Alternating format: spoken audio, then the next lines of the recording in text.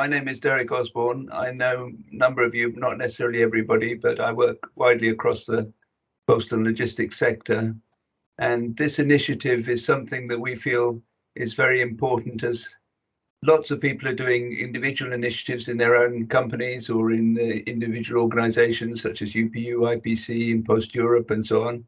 But we reckon we can add value by having a cross-sector initiative that includes private, public, all organizations, because we can have more impact by collaborating in terms of sharing ideas, learning from them. And there's not too much that can be done in this area, as we know, is so important. So we've thought providing platforms to bring people together to learn from each other, to share experiences, is a really good idea in any case, but on this particular topic, vitally important that we collaborate. We had a workshop last year in Vienna, which some of you were participating in, which kicked off the initiative after we'd had a number of these webinars last year.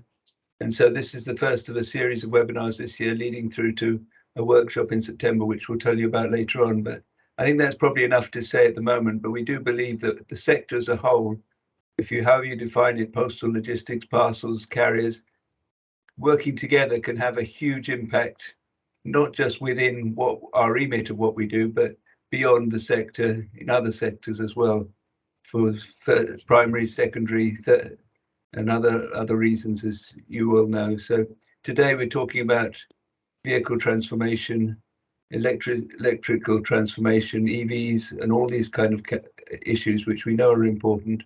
And Bernhard is going to introduce us into the particular topic for today. Yeah, thank you very much, Derek. As you just said, I mean, this is really something that we have been doing now for, well, nearly a year, and with a lot of exchange. And the idea really is, as you said, bringing the people together that are dealing with whatever kind of sustainability topic it is.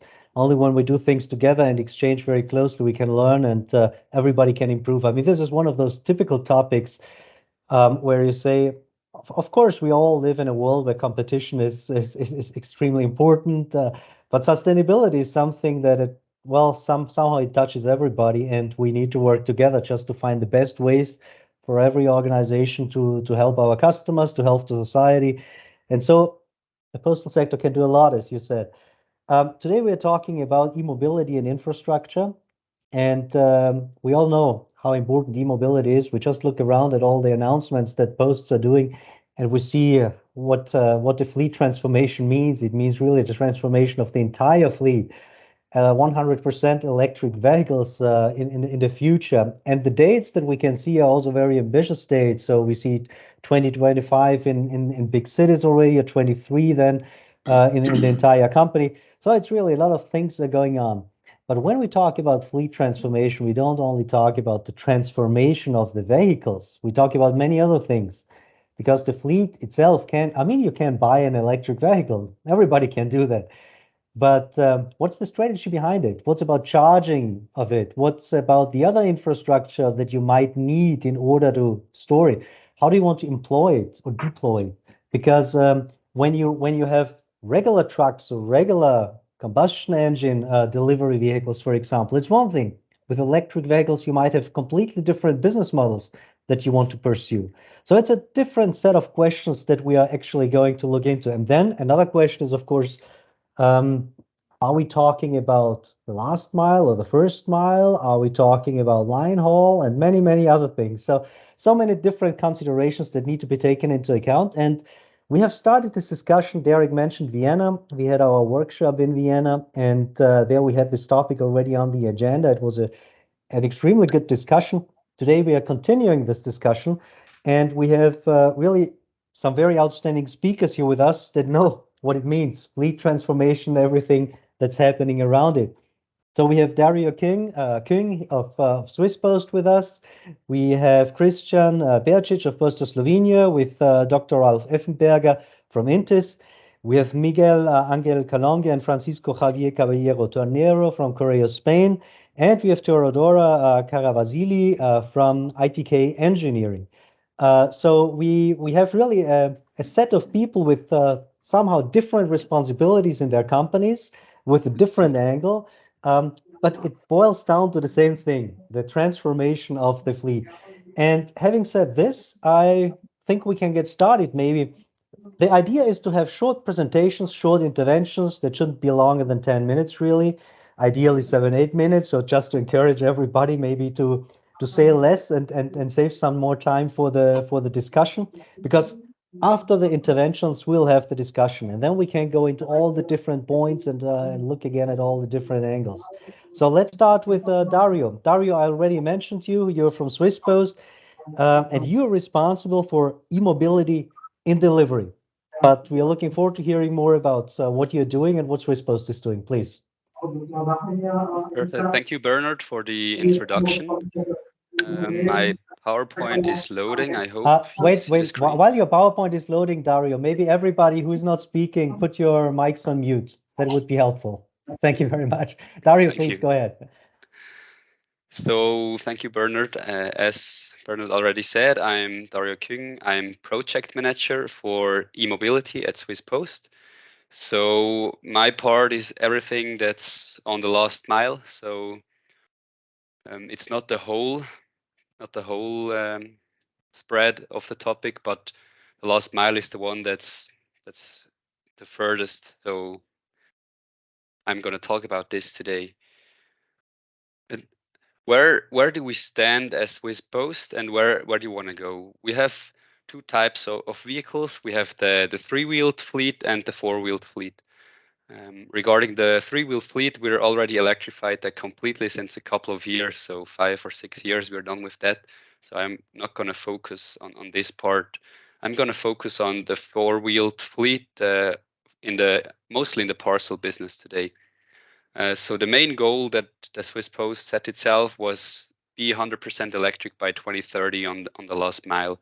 So sounds far away, but it's like in 7 years. We're in the middle of the process. The first most important milestone at the moment for us is to be 100% electric in the 4 big cities of Switzerland, in Zurich, Bern, Basel, and Geneva. And this, already Bern and Zurich are 100% electric, and we're looking forward to the next year or the end of this year to have Basel and Geneva also 100% electric. And here you see also the first challenge that we have. We have at Swiss Post around 450 distribution offices that we operate. And why don't we just procure new electric vehicles from now on 100%? It's like a big challenge to have the loading infrastructure ready when the fleet is changing. So we can't just from today to tomorrow say we only buy electric vehicles because we have existing fossil vehicles. We have 450 buildings that we need to electrify. So this is the big challenge in the process. But from 2026 onwards, we only want to procure electric vehicles at Swiss Post. And in order to reach that, we need to do around 40 to 50 loading infrastructure projects per year. And what did we learn so far? Probably, as all of you know, for larger vehicles, the total cost of ownership is still higher than for the fossil alternatives. For the smaller vehicles, it's already a positive case, at least for Swiss Post, when you look at total cost of ownership. But in the parcel business, we mostly have large vehicles, and there it's just more expensive, even without loading infrastructure and everything, just the vehicles. And as already mentioned, the distribution offices, we have around 440, 450. We need to electrify all of them in order to have 100% electric. So it's our strategy to have all the loading infrastructures by ourselves and not somewhere else outside of our buildings. The new vehicle type is also quite a challenge.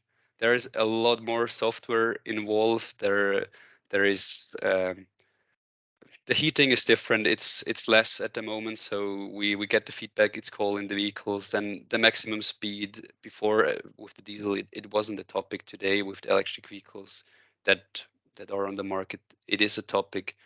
The position of the charging sockets, it sounds silly, but the first generation has it on the left, the second one on the right, the third one on the front.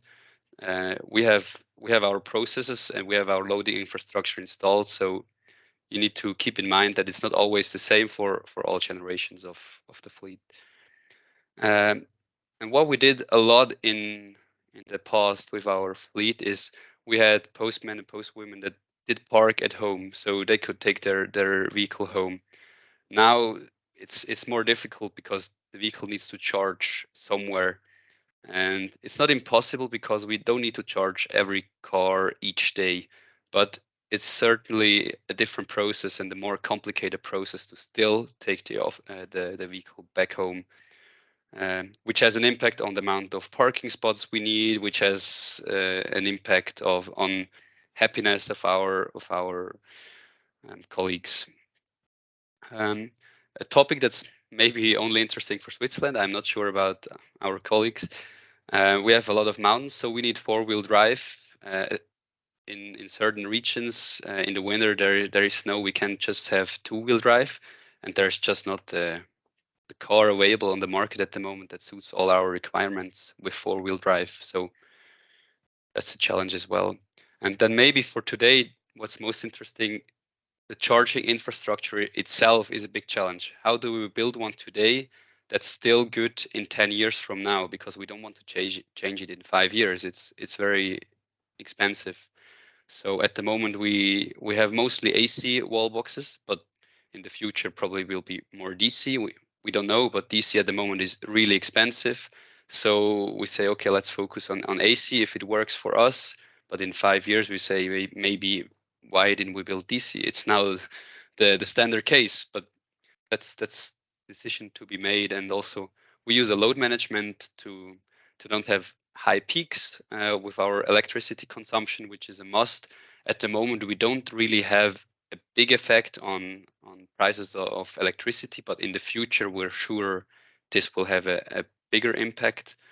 And fleet management, we don't use like when does which vehicle need to charge. It's all done manually, but I'm sure at some point in time it will be automated and some assistance for our colleagues in the operation. But at the moment, it's not yet clear what is the value of this. Where do we need it? How can we make it work? So this is a task for our team to improve. So where are we today? We have already quite a success. I think we have the biggest electric vehicle fleet in whole Switzerland. We have around 6,000 tricycles. We have 550 plus each day rising number of electric vehicles for the parcel business. We have 650 cars that colleagues of Swiss Post are using that are also owned by Swiss Post. We have 100% electric delivery in the biggest city, which is Zurich. We have 100% electric delivery in Bern, which is the capital city. This was a big milestone this February for us. And we already have 30 million plus parcels delivered last years with electric vehicles. So we're not at the start, but it's going up now. It's really taking a lot of speed. And yeah, I'm happy to hear from you guys what you think and which topics you have. Thank you very much, Mario. That's very impressive to hear what you've achieved. Those fossil-free deliveries in Zurich and Bern, really impressive, and the numbers of vehicles you've got, but nevertheless also a very honest assessment of some of the challenges you faced in your lessons learned. And I think even things like where is the socket and the infrastructure issues and so on. So there's quite a lot that you have to encounter. It's not straightforward. Of those ones, which do you think at the moment, I mean, obviously the 4x4 is a very particular issue for Swiss Post, but of the more generic problems, which just as a quick follow-up question, which do you think is the most challenging one for you? Is it the infrastructure projects, or what is it? At the moment, it's in the process. It's the home parking. it's always the first question I get in the operation. Can I still park my vehicle at home? Do I need to buy? That's important to the employees, of course. Exactly. And for us also, because we have sites that have maybe 150 vehicles, but only 50 parking spots. So we can't reduce the site by 1/3. What do we do with this surplus? We need to find solutions for that, and it's a huge cost point as well.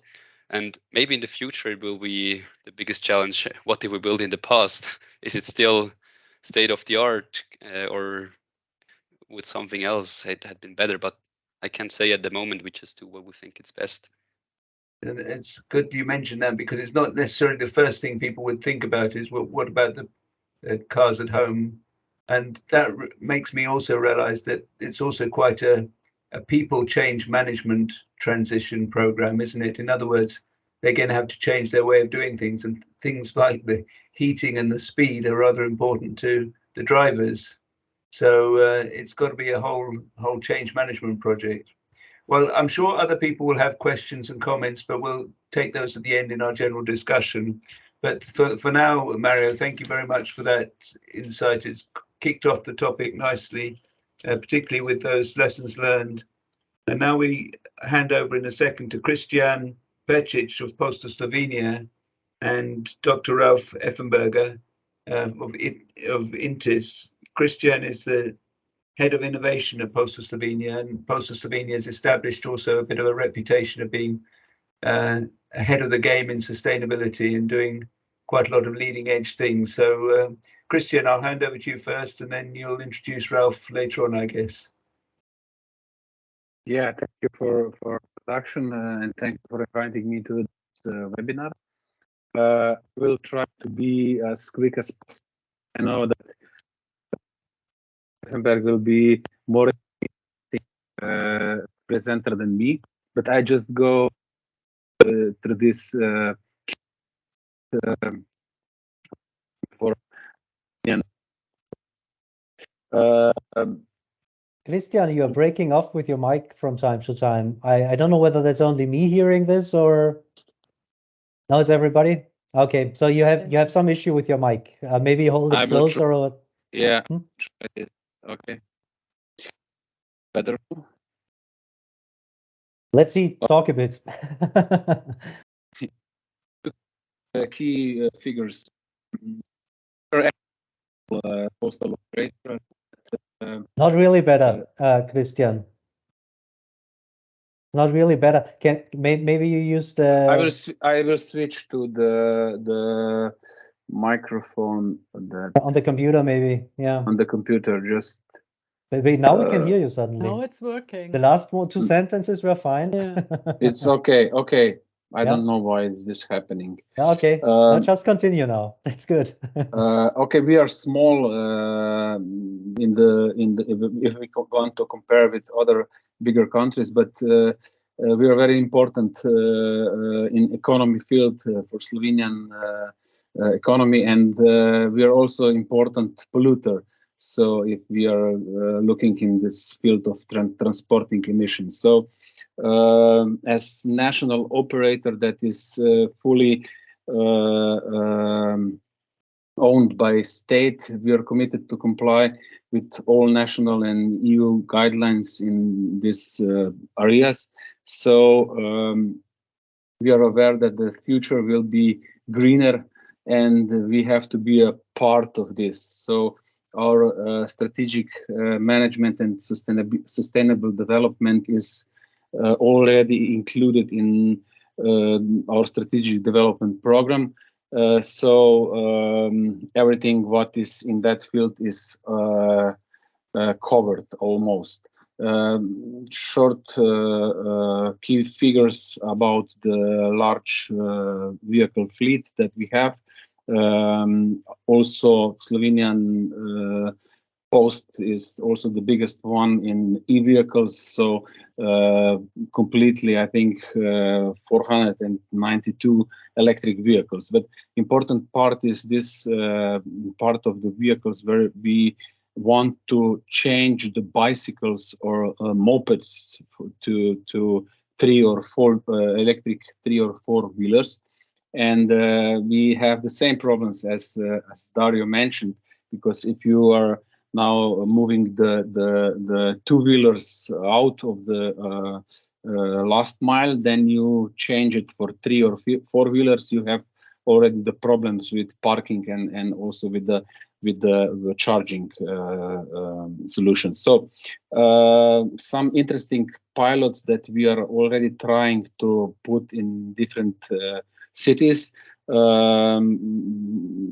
are in the ending of the first self-sustainable post office, a lot of expanding on this Paketomati packet machines network.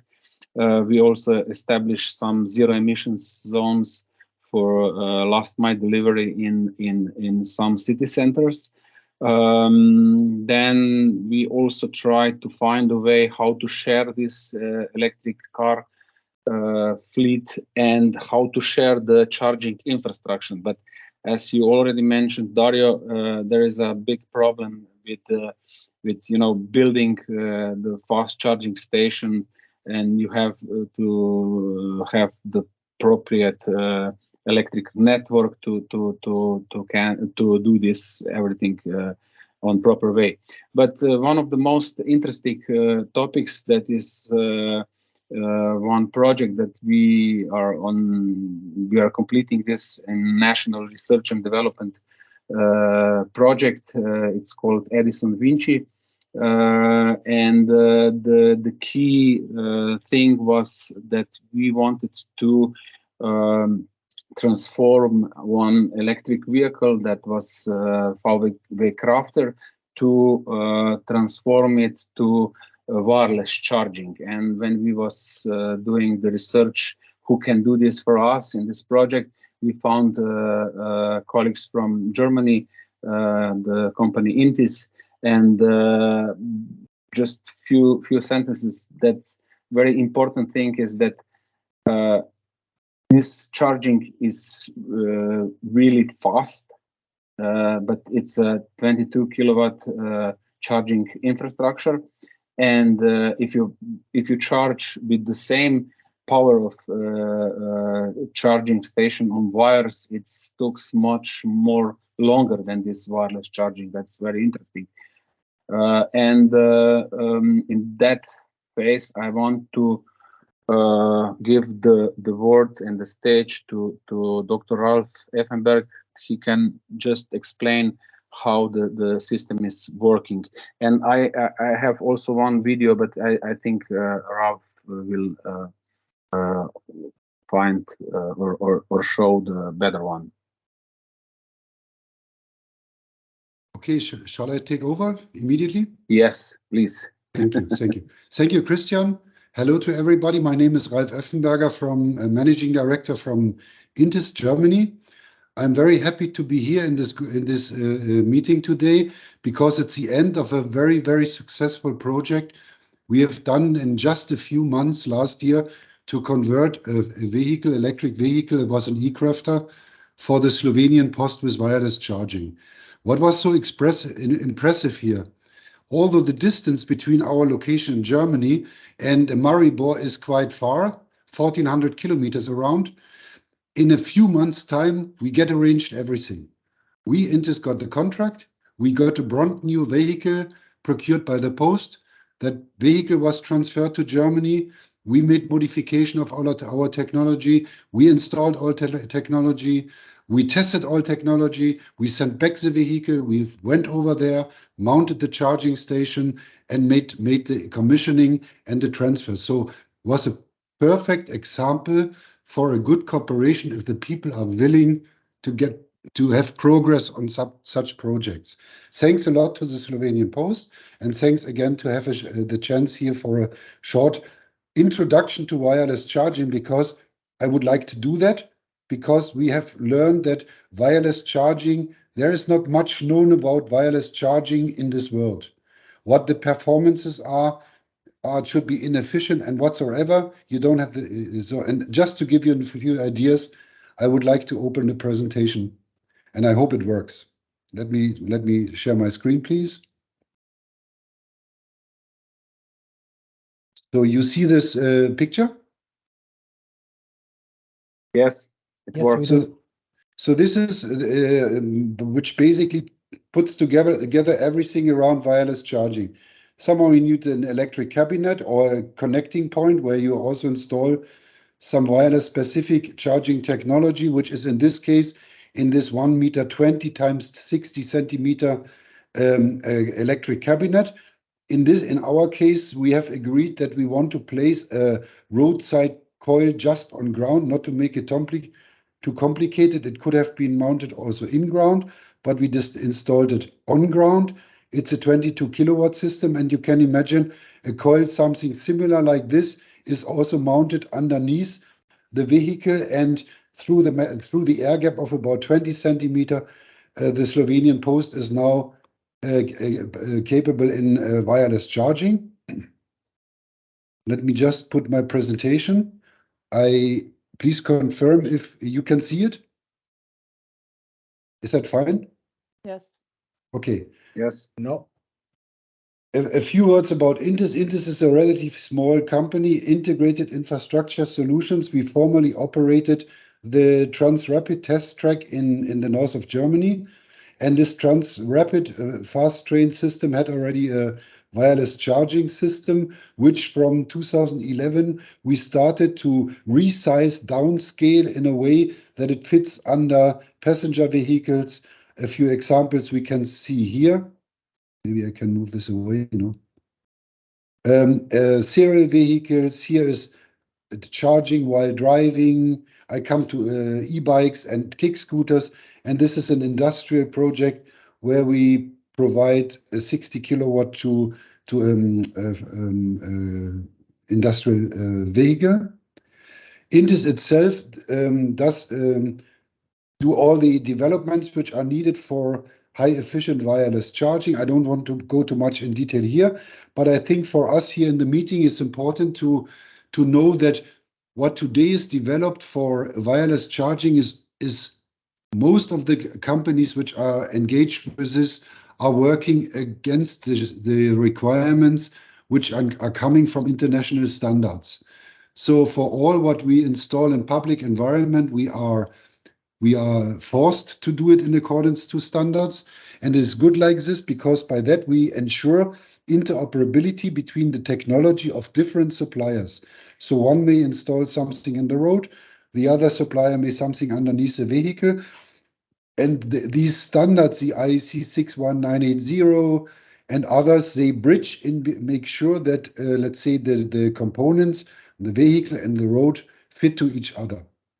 Standardization is a must in that regard. And if you see where we are with standardization, we can say the frequency, the transfer frequency for the transformer, the coils, has been fixed between 80 and 90 kilohertz. It is requested to have an efficiency above 85%. I come to that later. There is also a standard for the communication between the vehicle and the charging station. We as Intis decided to go in the power class 11 to 22 kilowatt, which is not yet standardized. 11 kilowatt is the highest class in the standard reflected so far, at least with coil topologies. Intis decided to go to 22 kilowatt because for applications for the post and so on, we want as much as possible opportunity charging. Whenever there is a few minutes time, don't make a fuss. You don't have to plug something in or you have to take something out. Just place the car over the coil, and then it's important to have as high as possible power in order to get as much as possible energy in the short time you have available into the vehicle. There are gap classes defined. It's all not so important. Important is things like efficiency and other things. What we have done with the Slovenian Post is that we have decided to install the coil, of course, underneath the vehicle. We have decided to use the existing CCS charging standard, which you know from cable charging, also for the communication and data exchange between our wireless charger and the vehicle. So we don't have to touch the communication, which is safety relevant of the vehicle. It's going through a common standard interface.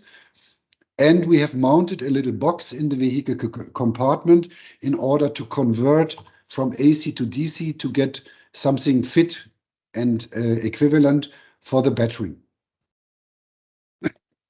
Sorry. Basically, we distinguish between stationary wireless charging, that's wireless charging while parking, as we did implement with the Slovenian Post. Then heavy duty charging is coming more and more. So now we talk about the minimum power for heavy duty wireless charging to be 50 kilowatts. And we talk about semi-dynamic and dynamic wireless charging. This is more the charging of taxis while rolling and waiting, rolling, waiting, approaching closer to their passengers to pick them up, to use the time for recharging the vehicle. How does wireless charging work? Just in a glance, we need to have a coil in the road. This is a blue coil we have seen in Postal Slovenia. You see similar coils here for autonomous shuttle, or here also underneath in the autonomous shuttle. Somehow you need a coil in the road.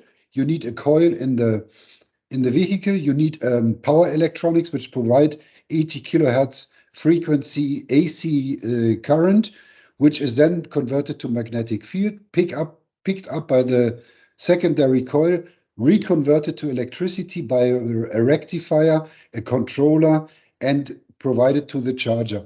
In order to make sure that we do not provide too much energy or too less power, there is communication, permanent communication between the vehicle and the cabinet, and that makes sure that the vehicle gets the power it demands on the basis of its CCS requirements. Wireless charging is covering more and more any field of transportation, starting from micro-mobility, which we have put here with an example, a kick scooter or an e-bike with a few watts. Now we are in the area 20 kilowatts, and very important standardization has started in the 50 kilowatt area. I'm also a member in this standardization, so we try now to get 50 kilowatts standardized. And what we are very happy about is that bus operators and cities are more and more asking for also buses to supply energy with wireless charging. And our solution and our proposal would be with redundant modules of 50 kilowatts to go up to 150 or 150 kilowatts. Here are some examples. Here is the Slovenian Post example with 22 kilowatt. This is in Cologne, a different coil, as you can see.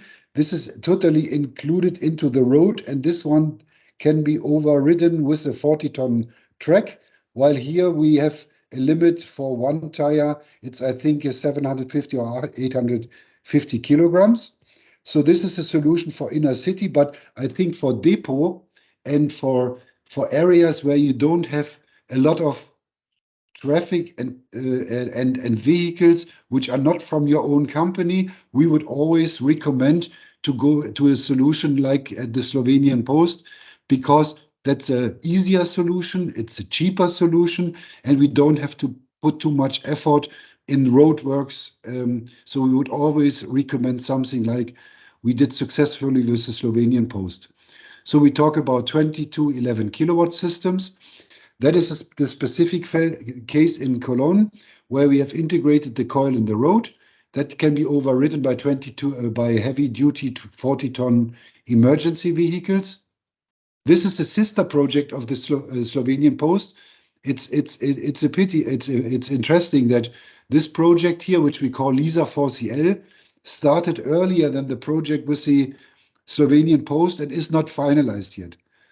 It's not that the partners are, let's say, not working well, but LISA 4CL once more looks back into basic investigations, how to improve wireless charging, while for the Slovenian Post, we took one system out of the drawer, let's say, and we put it underneath the vehicle, and the vehicle in the LISA 4CL project is the same like Slovenian Post is an e-crafter.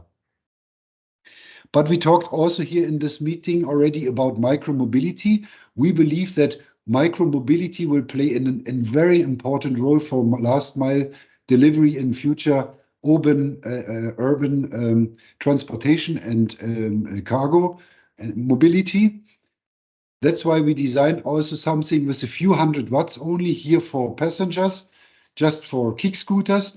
And this forces the people to bring back the kick scooter to its dedicated location, because that's the charging place. Here the counter stops and the billing is ended when the user is bringing back the kick scooter, in this case, to the charging station. Similar, we now offer for e-bikes, which we also I think e-bike is more important than kick scooters for future inner city mobility. That's just one example, but the idea is for public sharing is that nobody should care about the battery at all. We don't want them to go and to exchange the battery. We don't want the operator to go and to pick up the bike. We just want to move it somewhere in, get the charging automatically done, and the bike is ready again for available for the people to move and to drive this. This is all from the charging power, is similar to the charging power which is provided by the OEM cable charger, and it works fully automated. You can connect it via internet to your dispatcher system, and you can see which battery is good, which battery is bad. Tell the user, use a left bike because it's more full, this one is not full, or you only have to go to 3 kilometers, take the left one. All these things we can do. That's something for the future, but it's just an example for higher power. And that's all of my short presentation, because I don't want to overstress too much this meeting here. I cannot show Christian the video. I don't think it's really necessary, because everybody can have a look to it outside the meeting. We should spend maybe more the time here. If you have questions, I would be very happy to answer them to you now. Thank you very much for your attention. Thank you very much, Ralph, and Christian. I think that's extremely interesting. I wasn't aware, at least me personally, the role that wireless charging can play in this. But I see it from the point of infrastructure and maybe the layout of the entire charging infrastructure as a very interesting concept. Will this be pursued, Christian? I mean, you don't need to answer here because, of course, this was a test now with Intis. But is wireless charging for you now one of those things where Slovenia Post will evaluate the advantages and maybe the implementation in the near future, or what are your plans? Actually, this was like research project where we wanted to clarify some, myths charging. In this phase, I cannot tell that this will be done on all the locations, because the transformation of the vehicle is still expensive. But as we had this opportunity with cover the costs from the project, so that was the mission to see all this, a lot of questions regarding what if I step now on this charging coil, will it burn me, or what will be done if the mouse or if the cat will lie on this on its own. But it's working without any stress, and nobody is harmed in any way. So I see in the future that it would be great if you have some kind of fast charging station, because you can expand the kilometers for some vehicle, because this is now the biggest problem if you want to cover longer distances. But now we are operating with this vehicle completely in it's already in the fleet, and the workers are taking it when they need it. And it would be great if we have some kind of charging station in different points on Slovenia, and then you have some kind of fast and I hope we will not be the only one who will provide some kind of charging stations. And as the Dr. Effenberger mentioned, it would be great if you have integrated in some kind of, stops where you can park the vehicle on some parking slots and so on. And maybe if we can imagine the future when you will drive on the 1 kilometer way and you will have this infrastructure already in the road, that this is, I think, the future. But we have to take care when you are thinking what will be. At the moment, you can't rely on that exactly. So you have to build your own infrastructure to load your, in particular when you talk about line haul and. But important thing, this vehicle is still possible to charge via cables. That was one of our key things where we decided how to go with that project. Next steps. Okay, we might come back to that later during the discussion. Let's move on maybe to our next two speakers.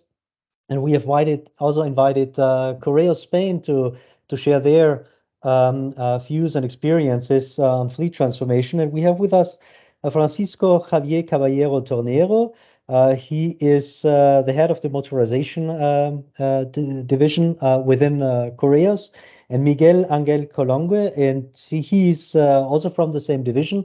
And he's going to show us a bit what Correos has been doing so far in the area of e-mobility fleet transformation. Miguel, I think you are going to do the presentation. Are you with us? Yes, we are together. You're together. That's perfect. Hi, everybody. Hi, both. So please take the floor. Hi. Thank you. And I will presentation a PPT for go to faster in this sharing this.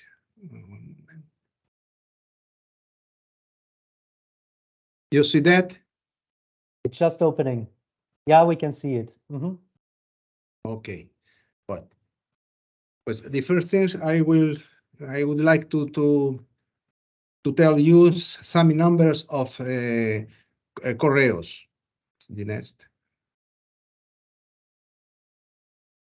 We have 13,000 vehicles and 6,000 four wheels, mainly vans, and say 6,900 motorcycles, and 15% are ecological fleet. And with this fleet, we deliver 1,800,000 deliveries. The postal fleet, if we talk about long and medium distance, this means 35% of the distance. It means 1,000 routes, and the vehicles are truck, ship, and aircraft, and are diesel, LPG, CNG, dual, and native. And if we talk about the last mile, we are talking about 65% of the distance. There are 10,000 delivery areas. The vehicles are motorcycles, vans, and on foot. And also is gasoline, diesel, alternatives, on foot, and 100% electric vans and motorcycles. They are electric vehicles are 1,676 vehicles we have. I think it's very important that the 100 electric at Correos from renewable sources with origin warranty. Then this is the evolution of the electric vehicles in Correos. We began in 1999 and until today. You can see every types of vehicles. We have with the rest 5 years, we invested 7 million euros. Oh, we have it two phase. The first phase was test until 2050. The vehicles we test was it Seos, Comar, Piaggio Porter, motorcycle V-moto, bicycles Yamimoto. In the conclusions of this first phase was a low at capacity, very heavy vehicles, low autonomy, and a very fast battery deterioration, and difficulties in maintenance. The batteries was lead acid. Conclusion final was immature technology.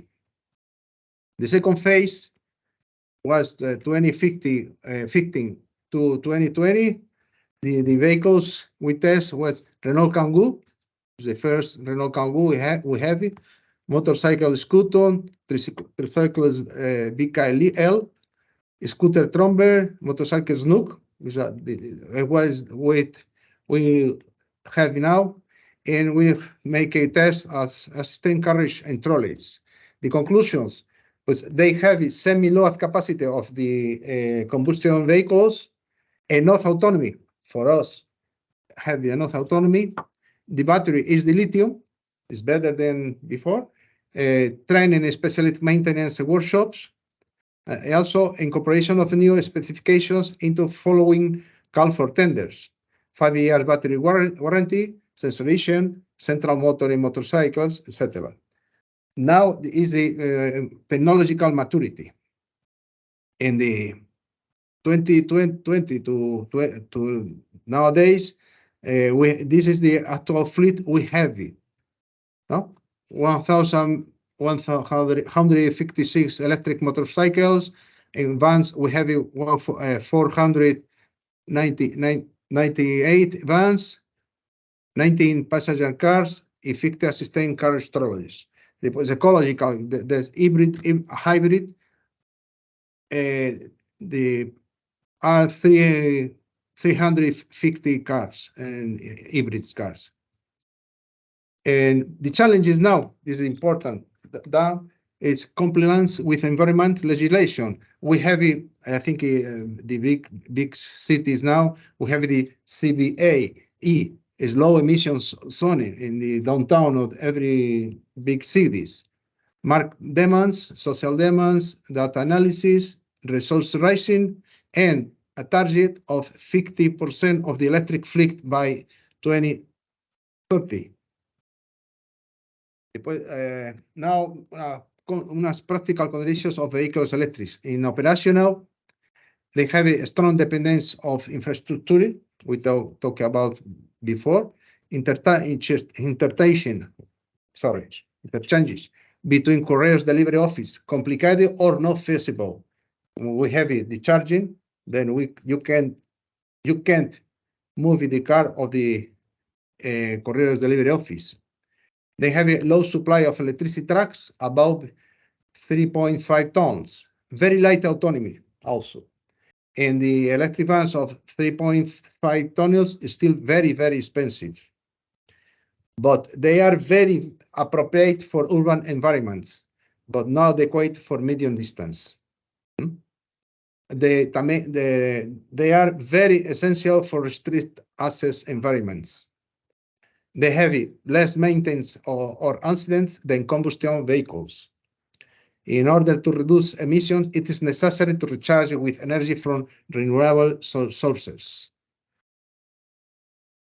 To the management, the charges emerges as a new element to be management.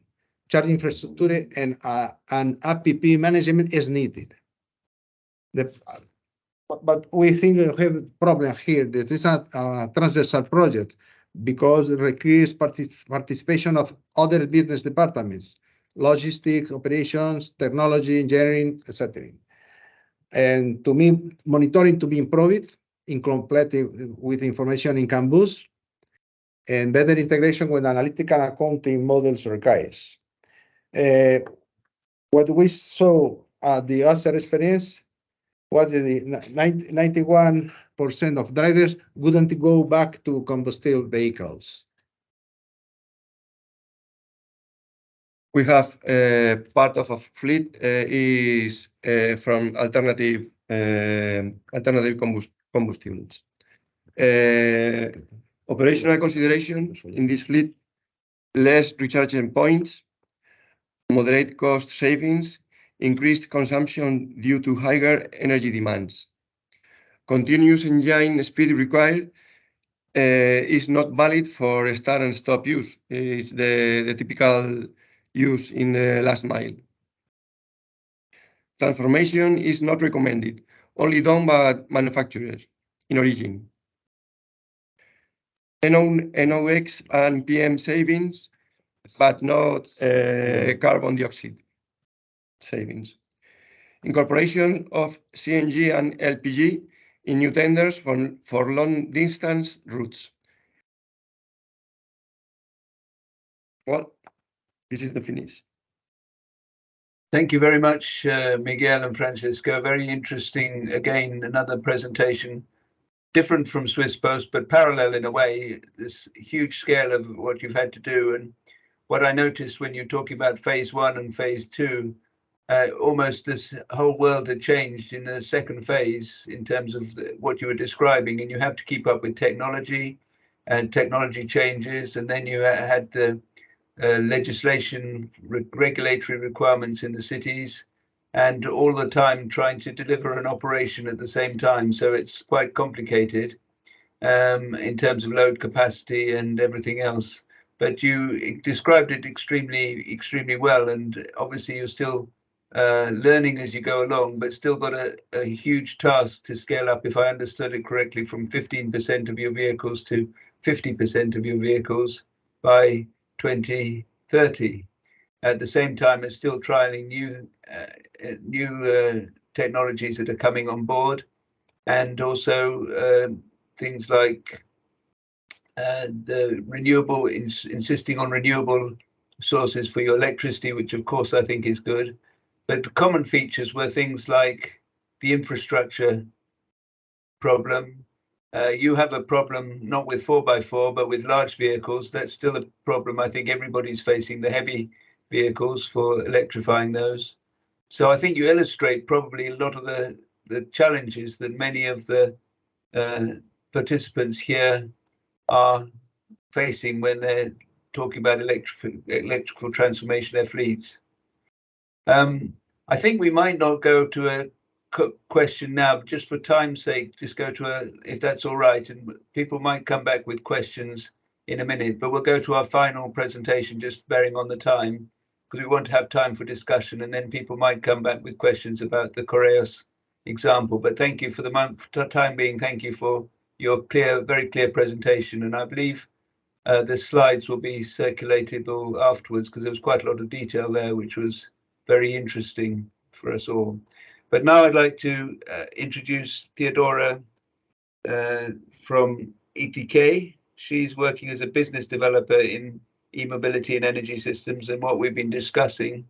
She was at our workshop in Vienna with ETK colleagues and had some very interesting things to say about charging infrastructure and similar challenges. So without trying to tell you what she's going to say, I'll hand over to Theodora and she can tell you exactly what she's going to say. Over to you, Theodora. Thank you, Derek, for the nice introduction. My name is Theodora Kravasili. I'm also on the business development role, together with my colleagues Christina Warman and Gertrude Neubauer on this call. And I will try to share my presentation and we can start the discussion.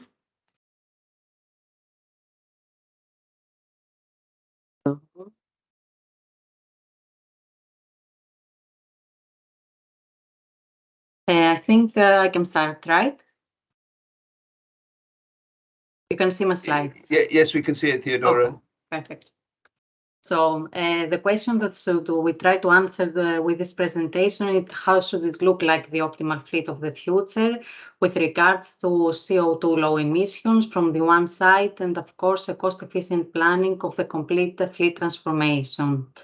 Before I try to answer this question with my presentation, I will just give you a short overview of ITK engineering, because I think we have many new participants in this call. ITK is a software engineering partner with an experience more than 25 years in many domains, among them also our eMobility and energy systems sector, where we're working together with my colleagues on this call. Since 2017, ITK is 100% subsidiary of Robert Bosch, And our unique selling point is our exactly individual and innovative software solutions for each customer needs. Back to the e-mobility sector and our approach, ITK has a holistic e-mobility ecosystem approach with a focus on three important pylons. From the one side, on the electrification of different kind of vehicles, ITK masters powertrain, electric, hybrid, or hydrogen. Then the second pylon, charging infrastructure, which is really needed for the operation of the different kind of vehicles. And of course, the digitalization focus with our digital platforms and digital solutions. Back to our question about the last mile logistics, and we already heard some speakers and some challenges that they are facing when we are talking about the fleet transformation. Also some ideas from our side. For example, the optimal fleet deployment, how should it look like? Should the transport or good, for example, or parcel transport be done by a mixed fleet? Or, for example, only delivery vans, or delivery vans, for example, and cargo bikes.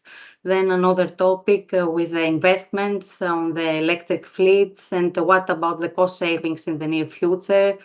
Also the topic about the optimal fleet deployment and the influences that this new kind of vehicles may have on the operational planning of your fleet.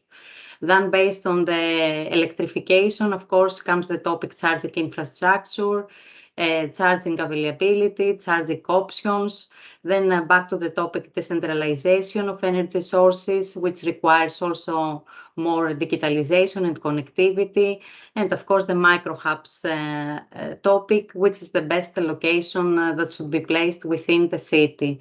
There are some important challenges that I think each fleet operator is dealing with his complete fleet transformation process. Based on the challenges, and because we're living in this complex and dynamic environment and this VUCA world challenges, of course, there are some perspectives that should be taken into consideration when we're speaking about the complete fleet transformation. From the one side, the end users, that of course they always want this optimized user experience, but also the low costs. Then the fleet operator side, that of course they want a profitable and efficient fleet operation, but also optimal fleet deployment and to keep low the operational costs, but also to hit the sustainability goals in the near future. Then the energy suppliers side with security and stability on the one side of supply grid, but also they have to keep in mind the high energy prices in combination with the low costs. And of course, the political framework, as already mentioned to this call, for example, Green Deal Europe, no more combustion engines after 2035, and different kind of norms and regulations that are playing a really important role in this infrastructure and mobility sector within Europe. Based on that, on the challenges and on the perspectives on the fleet transformation, we have a solution as answer, a digital solution, our co-simulation environment. What we're trying here to visualize is our approach that we try to simulate these different kind of perspectives that we have already mentioned to the slide before, the charging infrastructure topic, the postal fleet, and also the financial flows. And after modeling these different kind of subsystems, we combine these individual simulations environments to a co-simulation application via master algorithm in this example. And based on that, we can combine different kind of future scenarios. For example, exactly about the fleet status, which type of vehicles should we use, the fleet size, the different kind of parcel of volumes. When we're talking about charging infrastructure, different kind of future scenarios. For example, how many exactly charging depots or how many charging stations we can have to our availability, and we can play these different kind of future scenarios and to generate the most effective recommendations for our customers, for each fleet operator. Important to know is our co-simulation application is a modular system, which means that it is arbitrarily expandable. For example, in this slide, or in this case, we just took only 3 important perspectives into consideration. But these different kind of subsystems can be added on based on the perspectives and the needs for each fleet operator. And how should it look like concrete for a fleet operator? Two steps. Into steps, this proof of concepts. For ITK, as already mentioned, we always come with our individual software solution, digital solutions. So for us, always the initialization phase starts with a kickoff workshop where we determine always the objectives with our customers and we set up the framework conditions. For example, the tools, the models that we should use to the next phases, and also which data and also which information for us is important as prerequisites in order to go to the next steps. Having this information and after determining the objectives, of course, we can go further to the analysis phase where we analyze the fleet requirements. And based on that, we can determine our data strategy. After having our data strategy comes the modeling phase, as already visualized on the slide before. We model the different kind of individual subsystems or perspectives based on each customer fleet operator needs. And we try to combine them to a co-simulation application environment in order to have the most efficient fleet and infrastructure planning. Here is important also to know that with our artificial intelligence algorithms, we always use this multi-criteria optimization in order to create the most efficient recommendations for the end customer. As a result comes the integration phase for its fleet operation in our case, where we try to model a digital twin of your fleet. What exactly does it mean for you? That we take our co-simulation application and we combine this with real-time data. We adapt the concept to real lifetime conditions and of course with the result an optimal fleet operation. The result is that we try to optimize or to redesign, to transform your fleet in such a way that we can guarantee that we have your fleet availability and operational capability of a different kind of delivery vans, for example. Second of all, the driver experience, that the drivers should be satisfied with the use, but also the deployment of the fleet. And of course, we have to take into consideration the operational costs from the one side, and of course, the sustainability costs from the other side to keep low the CO2 emissions. Thank you for your time, and as ITK, we are glad to assist you to the complete transformation process of your fleet with our digital solutions. And as ITK, we have a motto: first we simulate, and then we invest. Thank you very much, Theodora. I think that was answering a few of the things, a few of the questions, the points that have been raised just before. We have heard in a couple of presentations before how well about the challenges, but in particular also about the costs of installing infrastructure. And you're saying, and which makes absolute sense, that planning and modeling and simulating is the first step towards it. Let me first ask a question to you, but then I want to hand it over also to others. What's the basis for a successful planning and simulation exercise? What would you say? What would you say is that? It's the first initialization phase.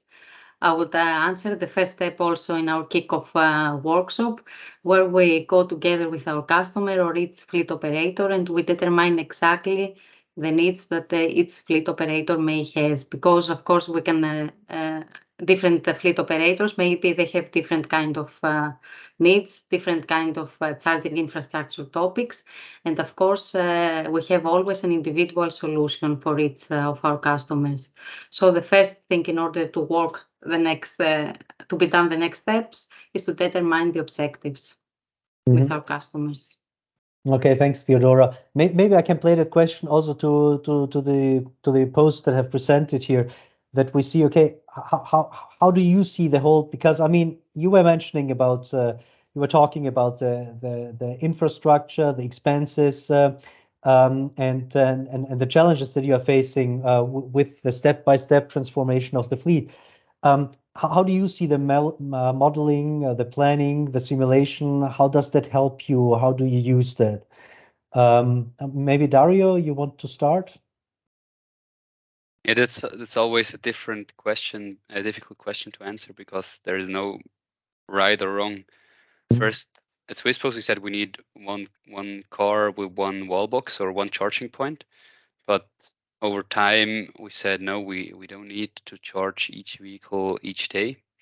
But if you don't have one charging point for one car, the system to have each morning the right cars fully charged is more complicated. So we have that trade-off. Do we want to have an easy system and an over-dimensionated charging infrastructure, or do we want to have a minimal charging infrastructure and just do it day by day?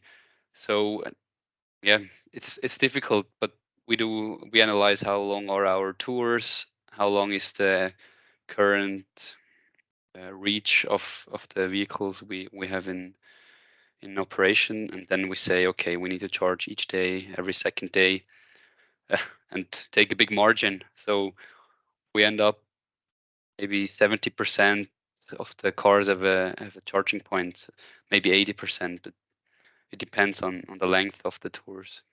Have you It's also not, changed? yeah. Have you also Yeah. changed tours or the models of the distribution routes or anything due to the charging requirements? No, we haven't Okay. changed them yet. Mhm. At the moment, when we electrify, we don't start with the longest tours Mhm. because it's easier to start with the short ones, and we cannot change. We need to drive there. Like we need to be at every house in Switzerland. We cannot say we don't go there. So I don't think we will change a lot of tours. Okay. We need to do all electric. Yeah. Christian, I think the reason, I mean, what Dario also just mentioned is the charging complexity and overnight when you park your cars and you charge them so that you have a maximum amount of cars available the next day. And I think that's one of the reasons why you tested wireless charging, maybe to have fast charging possibilities. Also, at times when, well, you can charge one, then another, and maybe a third one, and the next day with less infrastructure, you might have all vehicles charged, or what is driving you? For example, when you are using these light electric vehicles, as colleagues from Korea said, for example, Renault Kangoo or something like that, and when you can put it to charge over the night, then you don't have really a big problem. But when you are integrating the vans in this fleet, then it comes a little bit, complex, because if you want to use vans on longer routes, then you have to have, possibility to some fast charging. But okay, as Dario mentioned, also we don't put these electric vehicles on long routes. Also, that is the reason, because if you have to stay on one point for 3 or 4 hours to recharge the vehicle, that is not the point. You can not put this kind of technology for longer routes, and that, for example, we are now testing or want to establish one location with 80 kilowatts or something like that charging station, and there is a problem, because all the locations where you can put such kind of charging station, you have to have additional power on the buildings, and nobody pays 3 times bigger than it is his need. But if you want to charge on fast charging stations, then you have to have much more bigger cables to provide the electricity, and this is cost. This is connected with additional costs, and you have to buy this additional power for the whole year, and it costs also additional, and that will be a problem soon when we'll go all in electric vehicles. But okay, our strategy is 2050, I think, completely on electric. But I hope that in the meantime, the nitrogen and all of other options will be also available. But we didn't spoke about a trailer about this big vehicles where you have actually the problem to get those vehicles on electricity. We didn't have opportunity to get one for the test. They just offered the one us just the simulation thing where we can simulate how this will work if you have this and this and this, and also no charging station 150 kilowatts or above. So I think the future in electric vehicles, when we will, go all in, will be much more confused. But in the meantime, also the power plants, solar power plants, and batteries for storage the electricity, and this also everything will go some steps further. So we will have the opportunity to test also other solution that we cannot imagine today what will be 3, 5, 10 years. So yes, but regarding the simulation systems, we already have one simulation, digital twin, okay, for some operation in this sorting and sorting facility. But I was already talking with some research institutes. What if we can make, for example, digital twin for whole region where we deliver, to have this, tests? What if we deliver 4 days per week or 6 days per week, or if, so that you get all the information in before you go to test, And yes, this can be useful also for charging the electric vehicles. Okay, thanks, Christian. Maybe also our colleagues from Correos, how do you feel about planning, modeling, simulations? How are you planning your infrastructure? You were mentioning the vast fleet, the electric fleet that you have already, that you're operating already, and also the challenges that you're facing in this respect. Francisco and Miguel, how do you feel about that? Yes, Bernhard. Thank you. We sometimes forget that we have something on our side. We have on our side the data. We have charging points data. We have vehicles data. We in Correos we have all our fleet sensorizing. This allow us to balance the charging of our vehicles, depending of the routes, depending of the fee. This is how this is what we have to learn to front the future with guarantees. Okay, thank you very much. Derek, I'm sure you also have a question. Or maybe Bernhard? somebody else, please. Yes, if I can maybe comment on that one. Sorry, maybe Please do introduce so. myself. I'm Els Renders from Belgium bpost. So we do have already 1,200 charges available. So normally, but okay, we did have a delivery problem for the e-vans, but normally we should have had now already 2,000 electric vehicles. We only have 1,000 for the moment, but okay, depends on the delivery. But what we have done is that we have stated a bit like I heard my colleague saying, so we go for 100% electrification in 2030. already, and made it also as a side step 50% by 2025. And we have identified a lot of major cities where we say, okay, there we want to go already 100% electric in the upcoming years. So there we have already 10 cities which are completely electric. But what we do is to avoid to spend too much capex. We really said, okay, we fully go for the alternated charging program. So we made a full program where we say, okay, a maximum of one charge point per 2 cars, and could be even less, but that's let's say the way we plan it. Then we go on a side-by-side base and we do a feasibility study. And so on some sites we had to invest in high voltage cabins, but on a lot of sites we didn't have to do that.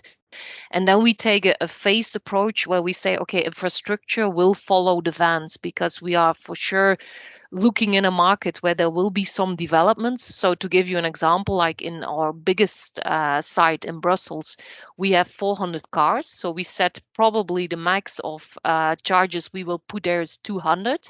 So we now started with putting already 80 chargers for 200 vans, see how that works. And then in maybe 1 or 2 years times, if the market has evolved, we either are going to invest in more chargers, so really going to the 200 chargers which we think will be needed, or maybe we can do the alternated charging instead of 1 out of 2, 1 out of 3. So that's a bit how we do it, to make sure that we don't spend now charging infrastructure and put money in it while we maybe don't need it in the future. That's why we do it phased, put already the maximum of the 1 out of 2, and then see how we can progress if we add little by little some cars to it. Thank you, Els. That was an interesting perspective on that, and I think Dario and Christian want to come back to that. So Dario first, perhaps. Yeah, that's very interesting that you do one charger for 2 vehicles. Do you have experience by now when it's really cold outside, and does it work? And how many or how far can you drive with one full battery load? Is it, or Yeah, which so type of vehicle it is? we now have the experience, let's say, which is positive in most of the cases. But on our southern sites, we've seen this full winter one car which didn't have enough autonomy, and there we either think that he left with not a full battery, or that he did some strange things like radio and full how do you call it, heating of the car. But we're not yet sure. So what we're currently doing is we luckily had a student from university who can spend some time, and we now have given him 5 cars, and the only thing he's now doing for the 4 upcoming weeks is just driving those cars and saying, okay, what happens if I put full of my heating blown the whole day with my full radio on? What does that give in terms of battery consumption? Because it will probably also change from car to car, just to have an idea, because we think it changes in 30 or 40% of the battery, but I don't know if that's true or not. So that's something we're looking at. We've also now installed a program, especially that you can heat and de-ice your car automatically with these electric vans. We didn't know that yet. It's by coincidence that we found that out. So there we can do that while the car is still charging at its pillar. So when the postman leaves in the morning, his car is at 20 degrees, de-iced, and it still has full battery. So those are all the kind of things that we're currently working with. But for now, we haven't seen this as a really big issue, because we have cars now with batteries either of 35 kilowatts, either 53. Yeah, and with the 53 there, for sure, we have more than enough battery, because it's 300 kilometers. So 150 kilometers to be charged for the alternated charging, and we have routes of 50, 60 kilometers. So there's plenty of battery left, let's say. With the 35 kilowatts hour, and that's the one which said suddenly like, hey, I had a fully empty battery. that's the one where maybe we can have problems with. But those ones we now put them on the small routes of only like 50 or less kilometers a day. Thank you. These are only things you can learn by experience and as you use the vehicles and do the charging. Christian, you had a comment or a question? Yeah, more question. We also, does anybody from you have the experience with the charging infrastructure that can be shared when you don't use the charging station and you share it to other Share it. users? Yeah, You know, we've looked at that, and we will start a test because in Belgium you could have subventions of if subsidies if you put it open, but they made it a bit strange. Like, okay, you need to put it open on certain hours, and they didn't specify which hours. So we're gonna open it on hours that I'm quite aware nobody will come to our site to charge, because it's really strange hours that we've chosen. But okay, that's the funny part of it. But mostly on most of our sites, we will not do it because we have ourselves mostly a lack of parking spaces. So we could say, okay, during the day when cars are gone, they could come. The difficulty we have is first of security and safety. Then we have people walking around on our car plots, which we don't want. And secondly, that's the biggest issue. Will we be sure that these people are gone when our cars come back? And there, of course, we could use, let's say, a parking tariff, because making the payment via the pillars, we could say, okay, if you're not gone at 16 o'clock, we will charge you 200 euros an hour, and so we will be sure that they're gone. But okay, our corporate communication department also said, like, yeah, it will be possible in theory, but reality, the first day that you charge somebody 200 euros an hour because he was parked at a Bpost site, it will be in the journals, big fuss about it. So you cannot do that. And yeah, those two reasons, security, but as well the fact that we probably cannot install the system to make sure they're gone. Yeah, that's why we currently not yet are doing it. Thank you very much, Els. There's a very helpful intervention, giving us yet another description of Bpost now. We've had Postal Slovenia, Swiss Post, and Correo, so we've got quite a few examples. And I would love to open the floor to everybody else, but I'm just conscious of the time that we haven't got other. But I'm sure there's lots of thoughts and contributions. We have one more from PostNord, briefly, if we can, Nima. Thank you very much. Yes, hi. I just want to comment on the last point that Christian made.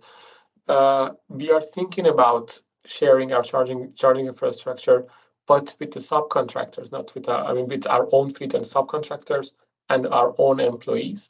And that we are thinking that it seems to be doable with the RFID tags that we give out, and also with the charging management systems, to the software fleet management. So we are thinking to have that working. That sounds more manageable than opening to the general public or any other companies. At least it's more or less within your control. But it just illustrates again how many different, it's a very complex issue, whether you're talking about the charging infrastructure or the type of technology that's available and changing all the time, or the operation you're trying to run, or your staff reaction about parking, or so many other things. So there's a lot of things to discuss and resolve, but I think this has been a very useful session to talk about them. Just before we go, going to tell you about two other events that going to address these points. Firstly, let me tell you about a think tank forum that we're holding in April in Seville called Journey to Net Zero on eMobility. This very topic for a couple of days in Seville. We'll have talking about not just the infrastructure, but the vehicle side of it with Toyota, and the battery side of it, Matsui, and financing and the regulatory side as well. I've got Amanda who's helping as well with this. We're working with Scubik, and it's an open event, free to participate, and just get in touch with Amanda or myself to hear. And you can join in with the Feria Festival as well in Seville at the times, 24th, 25th, and 26th of April. So we'll really be talking about all these issues in more detail over 2 days in Seville. So please consider that. But now I'd like to move on to Laura, probably tell us about our next workshop, which we're holding just outside Madrid in September, and that will be a big one to cover all the topics, not just e-mobility, but many topics. So Laura, please, over to you. Hello, everyone, and thank you, Derek and Bernhard. So as Derek was saying, we are going to organize together with them the second edition of the sustainability workshop in September in the surroundings of Madrid. So I'm sure you already received the flyer with the main aspect of the workshop from Bernhard and Derek. So this workshop will take place from the 13th to the 15th of September, as I said, near Madrid. Here you can see the location. So just taking into account the topic, the sustainability topic, we would like to organize this workshop on an inspiring atmosphere and an inspiring scenario. So we are close to the city of Madrid, but in a nature environment. So we really hope to see you all there. This is the meeting will take place in the campus Los Peñascales. It's a campus focused on training activities. So we think it's the appropriate location for this workshop and what we want to achieve, open discussions and fruitful ones. So these are the main buildings, and you can see the surroundings. The meetings will take place in the two main buildings, this Casa Palacio, a palace house, and also in the Caseron. And also the accommodation and restoration service will take place there. We will start the 13th of September with a welcome dinner that will put the start to the workshop. And well, we are planning also to make an excursion in the surroundings. So just with this logistical aspect, we wanted to start from now on to giving you a warm welcome and look forward to seeing you all in Madrid in September. So hope to see you there. Thank you. Thank you, Laura. And I'll hand over to Bernhard to wrap up the session. Thank you very much, Laura. I mean, we are looking very, very much forward to the workshop in Madrid or close to Madrid. Those of you that participated in Vienna, it was a small group, but it was great discussions, and peer-to-peer talk is, I mean, that's key when we talk about sustainability. And the venue is just amazing. I mean, when Laura told us about it, we're just, that's it, that's what we need.